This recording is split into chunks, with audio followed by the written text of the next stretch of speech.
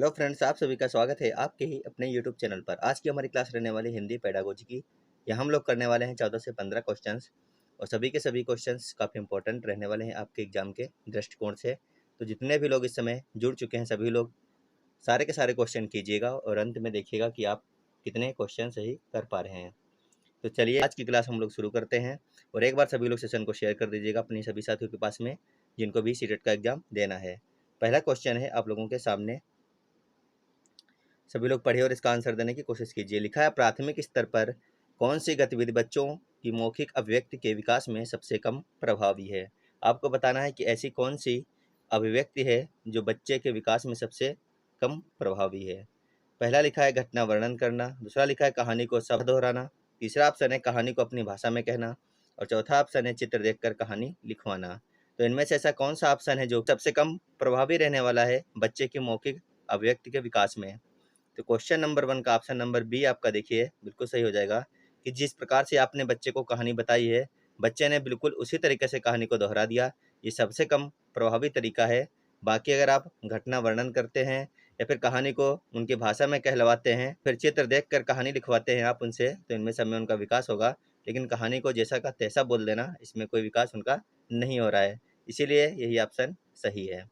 अगला क्वेश्चन है आपका क्वेश्चन नंबर 2। लिखा है मुहावरे और लोकोक्तियों का प्रयोग के संदर्भ में कौन सा कथन उचित है।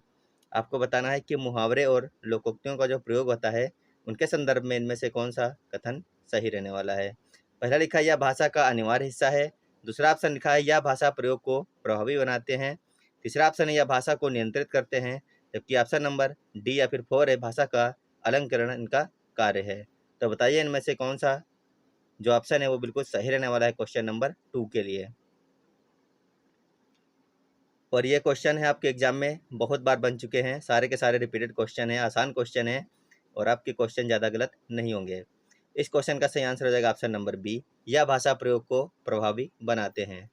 तो अब चलते हैं अपने अगले क्वेश्चन पर। क्वेश्चन नंबर 3 है आपके सामने। लिखा है नीता ने सभी बच्चों को एक अनुच्छेद दिया जिसमें प्रत्येक 5वीं शब्द की जगह रिक्त स्थान था जिसे बच्चे को भरना था। नीता ने इसका प्रयोग किया। आपको यह बताना है कि एक लड़की है नीता या फिर टीचर है नीता जिसने एक अनुच्छेद दिया बच्चों को, 5वां जो अक्षर था वो डॉट डॉट वहाँ पे उसने कर दिया था, बच्चों को उसको भरना था।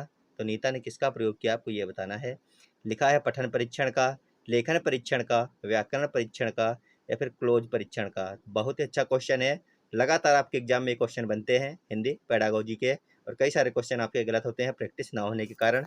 तो अगर आप नियमित रूप से प्रैक्टिस कर रहे हैं तो आपके ये क्वेश्चन गलत नहीं होने चाहिए। इस क्वेश्चन का सही आंसर हो जाएगा ऑप्शन नंबर डी। इसको कहते हैं क्लोज परीक्षण। क्या कहते हैं? क्लोज परीक्षण कहते हैं।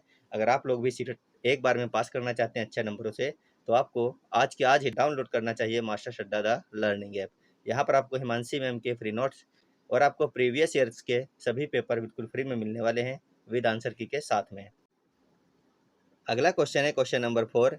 बच्चों में और किस माध्यम से लेखन कौशल का विकास किया जा सकता है। यहाँ पर की नहीं, यहाँ पर हो जाएगा किस। आपको बताना है कि बच्चों में और किस माध्यम से लेखन कौशल का विकास किया जा सकता है। पहला है आपके सामने रेखांकन और चित्रांकन, दूसरा है चित्रांकन लिप चिन्हों के द्वारा, तीसरा ऑप्शन है रेखांकन लिप चिन्हों के द्वारा, चौथा ऑप्शन है लिप चिन्हों और अक्षर बनावट के द्वारा। तो आपको बताना है बच्चों में और किस माध्यम से लेखन कौशल का विकास किया जा सकता है। क्वेश्चन नंबर 4 के लिए ऑप्शन नंबर ए जिन लोगों ने किया उनका सबका बिल्कुल सही हो जाएगा, रेखांकन और चित्रांकन के द्वारा। चलते हैं अगले क्वेश्चन पर। क्वेश्चन नंबर 5 है सुनीता अक्सर शाह को सा बोलती है, सुनीता की भाषा शिक्षिका के रूप में आप इस स्थिति के बारे में क्या कहेंगे। भाषा का त्रुटि होना, क्षेत्रीय भाषा का प्रभाव है या फिर भाषा का ज्ञान का अभाव है या फिर भाषा प्रयोग में लापरवाही है। एक एक लड़की है सुनीता जो अक्सर शाह को सा बोलती है। तो आपको बताना है कि सुनीता की भाषा शिक्षिका के रूप में आप इस स्थिति के बारे में क्या कहेंगे। क्वेश्चन नंबर 5 के लिए ऑप्शन नंबर बी आपका बिल्कुल सही है। यहाँ पर इसके ऊपर क्या है, क्षेत्रीय भाषा का प्रभाव देखने को मिल रहा है, इसीलिए इस क्वेश्चन का ऑप्शन नंबर बी जो है बिल्कुल सही हो जाएगा। अगला क्वेश्चन है आपका क्वेश्चन नंबर 6 जो कि है निम्नलिखित में से कौन सा प्रश्न बच्चों की भाषा क्षमता के विकास में सर्वाधिक सहायक है। आपको बताना है कि इन 4 ऑप्शनों में से ऐसा कौन सा ऑप्शन है जो बच्चों की भाषा क्षमता के लिए सर्वाधिक सहायक रह सकता है। पहला लिखा है डाल डाल का उपयोग करते हुए वाक्य बनाओ, दूसरा है तितली कली के पास गई होगी और क्यों, तीसरा है तितली और कली ने क्या खेल खेला। चौथा ऑप्शन है तुम्हारी मनपसंद किताब कौन सी है। तो आपको बताना है इन 4 ऑप्शनों में से कौन सा ऑप्शन क्वेश्चन नंबर 6 के लिए बिल्कुल सही रहने वाला है। फटाफट आंसर कर दीजिए एक बार सभी लोग। तो क्वेश्चन नंबर 6 के लिए ऑप्शन नंबर बी बिल्कुल सही है। तितली कली के पास गई होगी और क्यों गई होगी। तो जिन लोगों ने ऑप्शन नंबर बी किया है उनका सबका बिल्कुल सही हो जाएगा।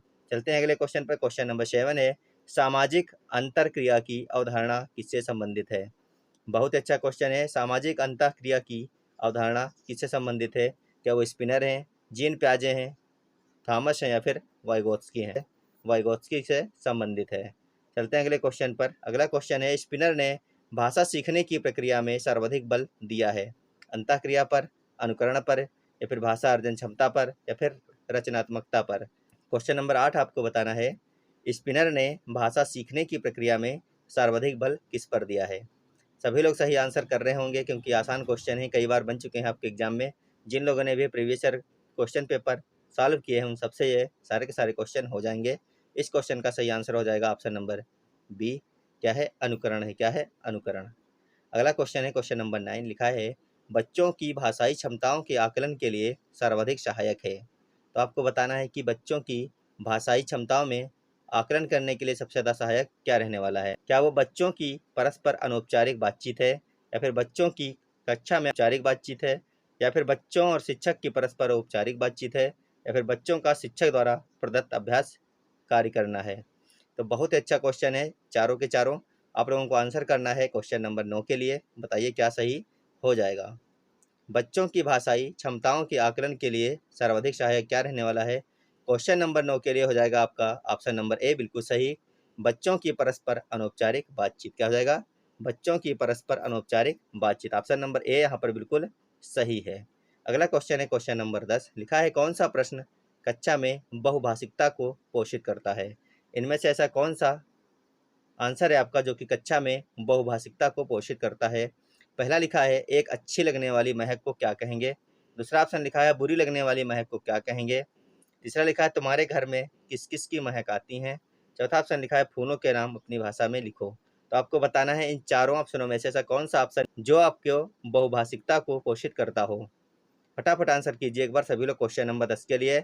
ऑप्शन नंबर डी यहाँ पर बिल्कुल सही है। क्या हो जाएगा, फूलों के नाम अपनी अपनी भाषा में जब बच्चे लिख कर के लाएंगे तो गुजराती वाला गुजराती में लिखेगा, मराठी वाला मराठी में लिखेगा, हिंदी वाला हिंदी में लिखेगा और बंगाली वाला बंगाली में लिखेगा। यानी कि बहुभाषिकता को बढ़ावा यहाँ पर मिल रहा है। अब हम चलते हैं अपने अगले क्वेश्चन पर। क्वेश्चन नंबर 11 लिखा है इस कहानी में पहाड़ी घाटी शब्दों का उपयोग हुआ है। पहाड़ी क्षेत्रों से जुड़े हुए और शब्द सोचकर लिखो। या अभ्यास प्रश्न किसकी ओर उदाहरण देता है या फिर किसका उदाहरण है। तो बताइए इनमें से कौन सा ऑप्शन सही हो जाएगा इस क्वेश्चन के लिए। फटाफट सभी लोग आंसर करिए। क्वेश्चन एक बार और पढ़ लीजिए। इस कहानी में पहाड़ी घाटी शब्दों का उपयोग हुआ है। पहाड़ी क्षेत्रों से जुड़े हुए और शब्द सोचकर लिखो। यह अभ्यास प्रश्न किसकी या फिर किसका उदाहरण है। पहला ऑप्शन है आपका संदर्भ में व्याकरण के है या फिर शब्द भंडार में विकास करने के है या फिर शब्दकोश में विकास करने के है या फिर पर्यायवाची शब्दों से परिचय करवाता है। प्रश्न नंबर 11 का जो सही आंसर है वह है ऑप्शन नंबर 1 संदर्भ में व्याकरण के। किसके है, संदर्भ में व्याकरण के। अगला क्वेश्चन है क्वेश्चन नंबर 12। लिखा है शिक्षण प्रक्रिया को रुचिकर बनाने में शिक्षण सामग्री सहायक होती है। ऑडियो वीडियो या फिर वैविध्यपूर्ण वीडियो परक या फिर पत्र और पत्रिकाएं। तो सभी को आंसर करना है क्वेश्चन नंबर 12 का सही आंसर क्या रहने वाला है। शिक्षण प्रक्रिया को रुचिकर बनाने में शिक्षण सामग्री सहायक होती है। क्या वो ऑडियो वीडियो सहायक सामग्री है, वैविध्यपूर्ण है, वीडियो परक या फिर पत्र पत्रिकाएं हैं। बिल्कुल आसान और सही आंसर इसका है ऑप्शन नंबर बी वैविध्यपूर्ण। कभी ऑडियो वीडियो भी हो जाएगा, कभी हम उसको कुछ बता रहे हैं सिखा रहे हैं अलग से, कहीं घुमाने ले गए टूर पे ले गए तो क्या हो जाएगा, वैविध्यपूर्ण जो है शिक्षण सहायक सामग्री होनी चाहिए। लिखा है प्राथमिक स्तर पर कौन सा भाषा शिक्षण का उद्देश्य नहीं है। बहुत अच्छा क्वेश्चन है, सभी लोग आंसर कीजिएगा। जो हमारी प्राथमिक कक्षाएं होती हैं 1 से 5 तक की, उनमें कौन सा प्राथमिक स्तर पर भाषा शिक्षण का उद्देश्य नहीं है। पहला है अपने द्वारा कही गई बात को तार्किक पुष्ट करना। दूसरा है भाषा का सृजन एवं कल्पनाशील प्रयोग करना। तीसरा ऑप्शन लिखा है रचनाओं के माध्यम से विभिन्न विषयों में जुड़ना। चौथा लिखा है भाषा संबंधी व्याकरण को पूर्णतः कंठस्थ करना। तो बताइए इनमें से कौन सा ऑप्शन सही हो जाएगा। क्वेश्चन नंबर 14 के लिए ऑप्शन नंबर डी बिल्कुल सही है।